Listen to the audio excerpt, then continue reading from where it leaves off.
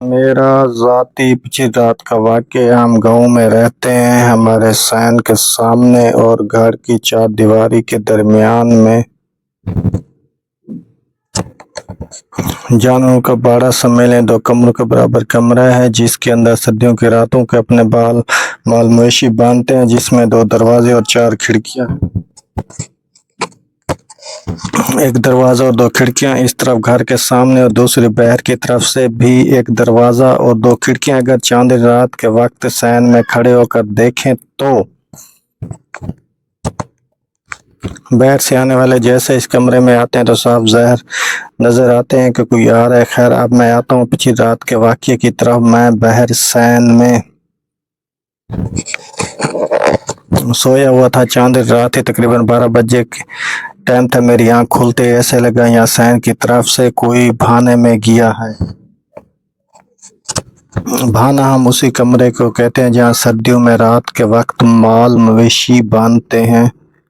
میں سمجھا کہ شاید میرا بھائی پیشاب کرنے گیا ہے، لیکن دیر تک وہ واپس نہ آیا تو پھر میں بھی سوتے ہوئے اس طرف غور کیے پڑا رہا۔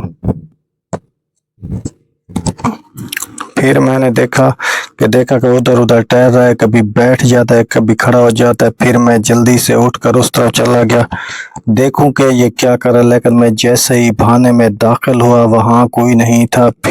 پھر میں دوسری باہر والی سائڈ سے نکل گیا، ادھر بھی کوئی نہیں تھا۔ پھر میں بھانے سے ہٹ کر دوسری طرف سے دیکھتا ہوا کہ کہاں چلا گیا، کر بستر پر لیٹ گیا۔ پھر میں ایسے سو گیا کہ دوسرا بندہ سمجھے کہ میں نیند میں ہوں۔ کوئی 10-12 منٹ بعد پھر ایسا لگا کوئی شخص باہر سے آ رہا ہے۔ پھر میں سمجھا کہ میرے گھر والوں میں سے کوئی آ رہا ہے، لیکن وہ بھانے داخل ہو کر اس طرف نہ آیا بلکہ چھپ کر کھڑا ہو گیا۔ تھوڑی دیر بعد وہ کھڑکی سے تھوڑا سا چہرہ نکال کر دیکھتا تھا۔ اس کے کپڑے کالے تھے۔ تھوڑا سا دیکھ کر وہ پھر چھپ جاتا تھا۔ اب مجھے شک ہو گیا کہ یہ کوئی چور ہے۔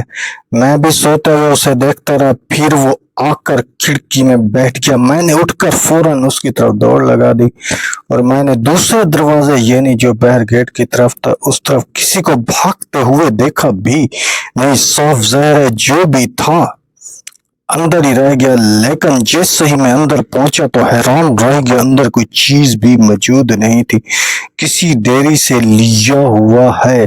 میرے چینل کو سبسکرائب کریں، میرے پیج کو فالو کریں۔ Thanks for watching.